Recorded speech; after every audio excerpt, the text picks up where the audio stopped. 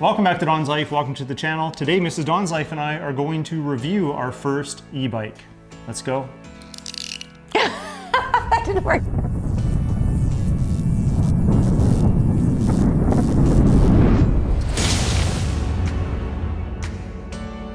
So the e-bike in question is made by WindOne. They reached out to us because they wanted us to review this bike in winter conditions, and we have no shortage of winter conditions right now. That's true. Here in Canada. So that'll be coming up in the video, but first we need to unbox it. This model is called the E2 Fat Tire Something Adventurer. Off-Road Adventurer. So Try that again. The model we're looking at is the E2 Fat Tire Off-Road Adventurer.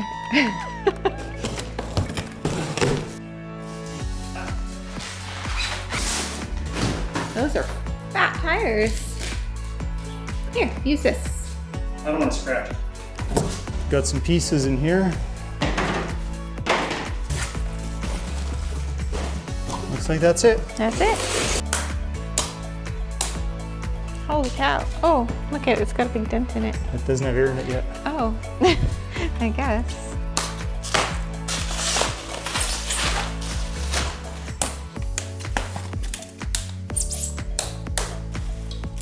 It's our battery. Looks like a spotlight.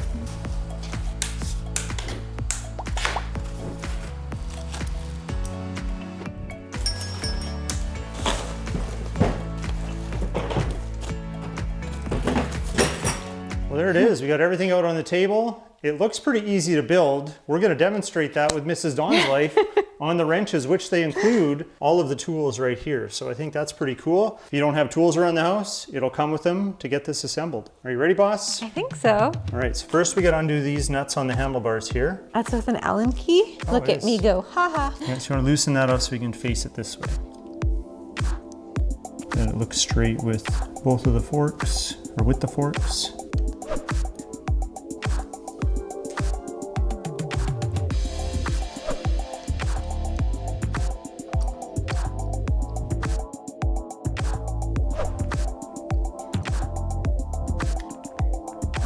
All right, that's nice and tight. Good job, good job. Now we did go out of order. They say do the wheel first, then the handlebars. I like to flip bikes upside down when I put front wheels on. So let's do that quick. You hold the camera. Sure. Ooh, Papa Wheelie. Oh, was the handlebar nice and tight? Is that... Yeah, it's tight. Okay. There's suspension not connected on the bottom. Can You I? got it? Yeah. So since you're holding the bike, I'll get the wheel and put it on, but this just goes to show that you may want a second person to help you with some aspects of assembly. You got to remove this protective shipping plate. I thought that was like part of the bike. And this is a disc brake, and it goes right in here between the brake caliper. But you notice we don't have our hub or our bolt that goes through there, so we got to grab that quick. To assemble this, we're going to need to put the hub in first. So see there's a spacer on that side, a spacer, a washer, and a nut on this side. We want the small spacer on the side with the disc brake.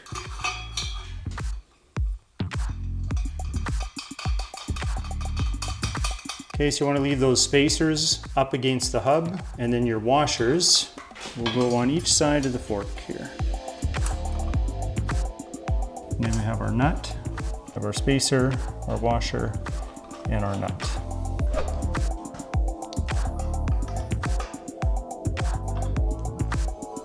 Well, there are the wheels on, and since it's upside down, let's just skip to the pedal step. Violent. That's how I get my frustrations out.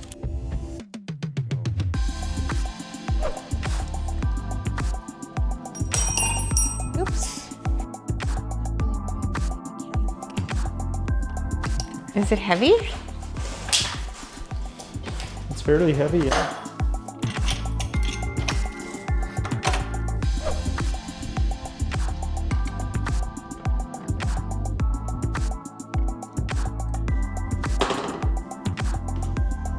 Well, look at that, it's starting to look like a bike. Good job. So now what we have left is what? Headlight. Headlight right here.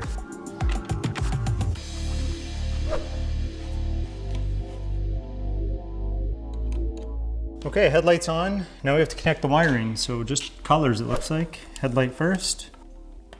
There we go. Should kind of click together. Okay, now we got our front splash guard. So it looks like we're missing a nut, but that's okay. I got one to get us by. So we should just be able to fix that onto there. So only one thing left before we put the battery on it. Oh my God, my wife is driving a bike bell. So that wasn't too bad to assemble. We're gonna put some air in the tires momentarily. They give you an inflator here as well, but I'm just gonna show you how to connect the battery, and then we're gonna have to wait for some better weather. Don't worry, that'll be part of this video. It's blizzarding today. It's blizzarding today. It's minus 34 with the wind chill. It's not e-bike riding weather. So let's pop this on, just like that. And then there's a key here, so you can lock it down and nobody can steal it. So on the battery itself, you have a power button here. Hold that down, shows we have 3 bars, so it's ready to use. Okay, we have a couple days of good weather now. We are ready to go. You can see the tires are wet. I had it outside just a little bit to get a feel for it. I only put 20 pounds of pressure in the tires. You can do up to 30, but because it's snowy outside, I actually wanted less pressure. I could probably get away with 15 to be honest, but I started with 20, and that way I was able to see what it could or couldn't do in the snow. But before we go outside, we should consult the user manual and know how to control this e-bike. And you have your kickstand, quite heavy duty, quite robust, a lot of strength because it's welded to the frame. You're definitely gonna want that because it's not your typical bicycle. It's gonna be a little bit heavier. So let me walk you through the operation with the controls. You have your left brake lever here, and that will adjust the caliper down there to slow you down with the front wheel. And to slow down the back wheel, that's this one here.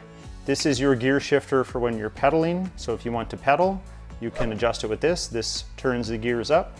This lets the gears down. We have our bell. Hold down this button here to turn the display on. You can see it has lots of information. I have mine in kilometers. You can change it to miles. There's a button right here which allows you to go through the different settings. Check your trip meter. This is our battery level indicator. That's your speedometer or speed indicator. If we had any errors or faults would appear here above the speedometer. When you press the brake, it will light up here. And that's for both of them. When you press the brake, the motor will stop instantly and you'll just be coasting. Now the plus minus here will change our torque settings for the motor. So you can go all the way up to 5 right now. Anything from 1 and above means the throttle is on. So if I was to give this a twist, the bike will lurch a little bit here. So the minus button will bring the torque down. 0, now we got nothing. Now if you wanted to walk the bike, but you wanted it to help a little bit while you pushed it, you hold down this button here. It's gonna lurch for a second. So that will actually help you walk the bike and make it a little bit easier. Maybe you're in deep snow or something like that, which I'm pretty sure will happen when I take this outside. It's called a push assist for a reason, because there might be times where you need to walk the bike and it will do some of the work for you. We have our bell, let people know that we're coming up behind them. This is the throttle, which I kind of showed you there. Has quite a bit of roll to it. You just want to roll it with part of your hand there. And of course we have our headlight. That is this button right here. Little press turns it on. Press again, turns it off. As long as the bike is on, you also have a working brake light. Now these forks do have suspension. You can adjust the preload with these knobs here, loosen them to the left, tighten them to the right. And then for your shock absorber, there's an adjustment screw right here. You may have to take tension off of it by undoing the bolt to be able to twist this, and you'll have to hold it at one end so it just doesn't keep spinning in place. But there's a bunch of threads on there so you can change the distance of travel when it comes to your shock absorber. And to shut it down, hold down the power button and it'll turn off. Well, let's not waste any more time and let's go put this to the test, the snow test.